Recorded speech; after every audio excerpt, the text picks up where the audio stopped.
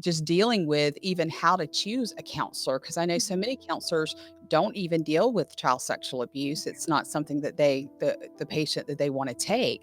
So let's kind of start and help us understand how this trauma is different, how child sexual abuse is kind of different from other types of trauma or other types of grief in someone's life. And Mhm. let's kind of start there.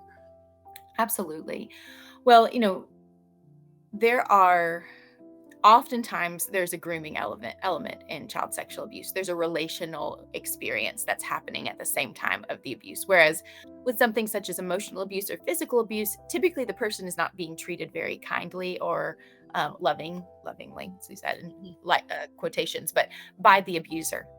But with child sexual abuse or any sexual abuse, oftentimes there's a tug on the heart of the individual because of the grooming process. Again, we all know that they're gaining confidence and gaining access to the child by being quote unquote kind and loving, and that is a complete shock to the nervous system because you start to intertwine love and connection with this abusive, very violating experience.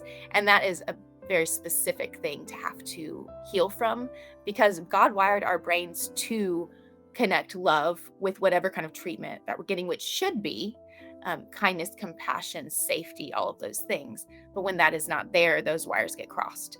And so that is one thing that sets sexual abuse, especially when it's in your formative years of childhood, apart from other types of abuse. And the other is that it obviously affects intimacy for the rest. It can affect intimacy for the rest of your life if you're not that's not addressed.